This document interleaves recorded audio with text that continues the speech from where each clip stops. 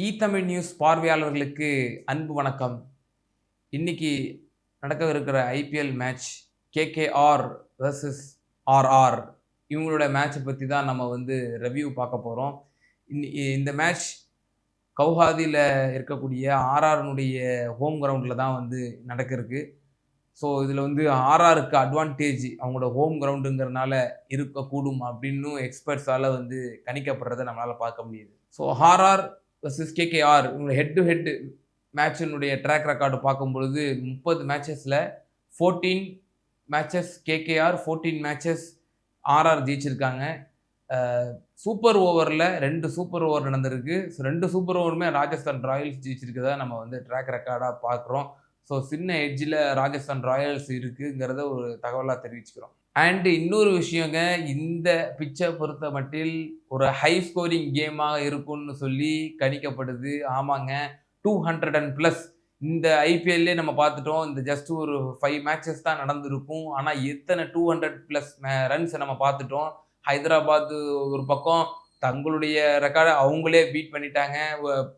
First record, இப்போ second record, third record, fourth record அவங்க தான் தக்க வச்சுக்கிட்டாங்க. அந்த மாதிரி எக்கச்சக்க 200ஸை இந்த நம்ம குறுகிய மேட்சஸ்லேயே நம்ம பார்த்துட்டோம். இந்த நடக்கக்கூடிய ராஜஸ்தானுடைய மேட்ச் பிச்சர்ஸ்லையும் 200+ ரன்ஸை சுலபமாக எடுக்கலாம் அப்படின்னு தான் எக்ஸ்பர்ட்ஸால் கணிக்கப்படுது.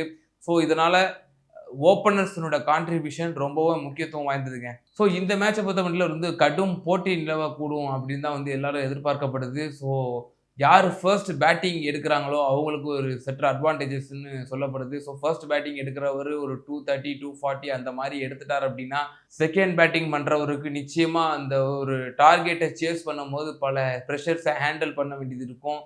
ஸோ யார் டாஸ் வின் மேட்சஸ் அப்படின்ற மாதிரியான ஒரு கணிப்புகளும் எக்ஸ்பர்ட்ஸால் சொல்லப்படுதுங்க. அதில் இந்த மேட்சஸை பொறுத்த வரைக்கும் பார்த்தோம்னா கேகேஆருக்கு ஒரு முக்கியமான ஒரு வீரர் வெங்கடேஷ் ஐயர், அவர் மேலே ஒரு ஹியூஜ் ரெஸ்பான்சிபிலிட்டி, அவர் மேலே அதிக ப்ரெஷர் இருக்குன்னு எதிர்பார்க்கப்படுதுங்க. இந்த கடந்த ஐபிஎல்ல கேகேஆர் அவர் மேலே அதிகமான இன்வெஸ்ட்மெண்ட் பண்ணி டாப் 3ல அவர் அதிகமான காசு கொடுத்து ஏலத்துலேருந்து எடுத்திருக்காங்க. ஸோ வெங்கடேஷ் ஐயர் மேலே ஒரு கடுமையான ஒரு ப்ரெஷர், அவரோட ரெஸ்பான்சிபிலிட்டி ரொம்ப முக்கியத்துவம் வாய்ந்ததாக இருக்க போகுது இந்த மேட்ச்சில். அதே போலங்க ராஜஸ்தான் ராயலில் நம்ம பார்த்தோம் அப்படின்னா கேப்டனாக இருக்கக்கூடிய சஞ்சு சாம்சன், அதாவது அவர் தான் இத்தனை சீசன்ஸாக அவர் ராஜஸ்தான் ராயலில் அவர் தான் வழி நடத்திட்டு இருந்தார்.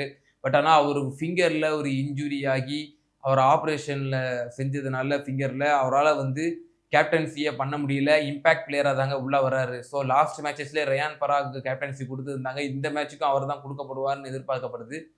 ஸோ அவரால் கேப்டன்சி சரிவர செய்ய முடிகிறதா? லாஸ்ட் மேட்சஸில் பல தவறுகளை செஞ்சாருன்னு நம்ம சுட்டி காட்டியிருந்தோம். பலரும் எக்ஸ்பர்ட்ஸும் சுட்டி காட்டியிருந்தாங்க. குறிப்பாக டாஸில் கோட்டை விட்டதாக இருக்கட்டும், அதே போல் பல விஷயங்கள். டாஸில் அவர் ஃபர்ஸ்ட் பேட்டிங் தான் எடுத்துருக்கணும். வெயில், அதுவும் முதல் மேட்ச் அவர்களுக்கு வெயில் சமயத்தில் வந்துச்சு, பகல் நேரத்தில்.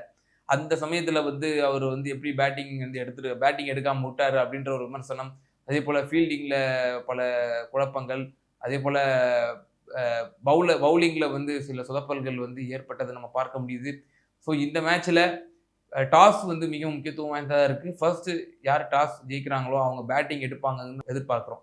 ஸோ 2 டீமுடைய ஸ்குவாடை பற்றி நம்ம பார்த்துருவோம். ஸோ ஃபர்ஸ்ட்டு மேட்ச்லேயே நம்ம பார்த்தோம் கேகேஆரில் குவிண்டன் டிகாக் ஓப்பனராக இறங்கினார். பட் ஆனால் அவருடைய பெர்ஃபார்மன்ஸ் சாட்டிஸ்ஃபைடாக இல்லை. ஃபர்ஸ்ட் மேட்ச்சில் சில ஒரு சொதப்பலை ஏற்படுத்திச்சு. ஸோ இந்த மேட்ச் ஹை ஸ்கோரிங் மேட்சாக இருக்கிறதுனால ஓப்பனருடைய கான்ட்ரிபியூஷன் ரொம்ப ரொம்ப ரொம்ப முக்கியங்க. பவர் பிளேயில் எந்த அளவுக்கு அவங்க ரன் ஸ்கோர் பண்ணுறாங்க அப்படிங்கிறது முக்கியங்க. ஸோ இந்த மேட்ச்சில் குவிண்டன் டிகாக் எவ்வளோ ரன் எடுக்க போகிறாரு, அது ஒரு மிகப்பெரிய ஒரு கேள்விக்குறியாக இருக்குது. அவருடைய ஃபார்ம், அவருடைய கிளாஸை காட்டுவாரா இந்த மேட்ச்சில் பொறுத்திருந்து பார்ப்போம்.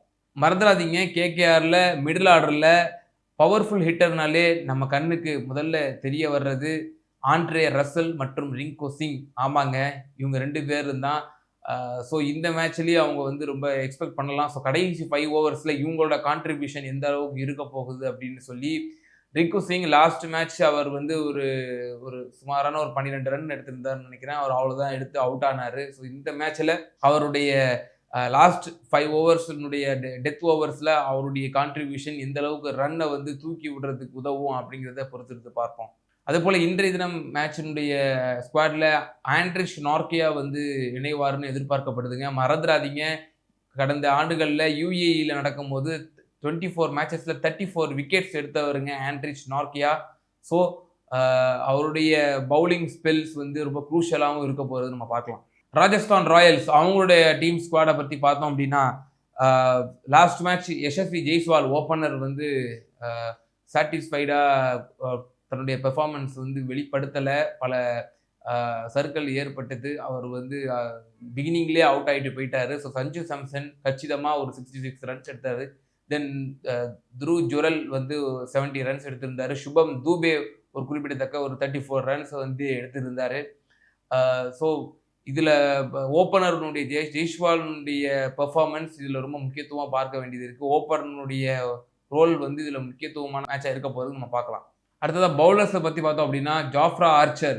ஸோ லாஸ்ட் மேட்ச் ஐபிஎல் வரலாற்றிலேயே அதிகமான ரன்னை வந்து வாரி வழங்கி 4 ஓவருக்கு 76 ரன்ஸை வந்து கொடுத்து ஒரு மிகப்பெரிய ஒரு சாதனையை படைச்சாருந்தாங்க சொல்லணும். அது மோசமான சாதனை படைச்சி வந்து ஜோஃப்ரா ஆர்ச்சர் அந்த அவப்பேரை வந்து வாங்கிக்கிட்டாரு.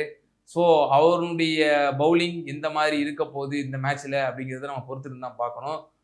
அதே போல் மகேஷ் தீக்ஷனாவும் எக்ஸ்பென்சிவாக இருந்தார். அவர் 50+ ரன்ஸை வந்து அவருடைய 4 ஓவர்ஸில் அடிச்சிட்டாங்க.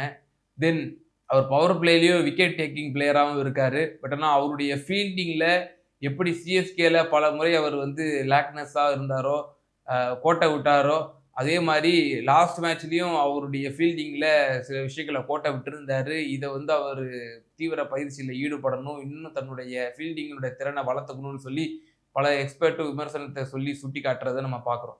அதே போலங்க ஆர்ஆரை பொறுத்த மட்டும் தேஷ்பாண்டே இருக்கார், நம்ம சென்னை சூப்பர் கிங்ஸினுடைய வீரர். அவர் ஏர்லி ஸ்விங்கெல்லாம் பண்ணுவார். ஸோ அவர் பிகினிங் ஓவர்ஸில் போடுவார்னு எதிர்பார்க்கப்படுது.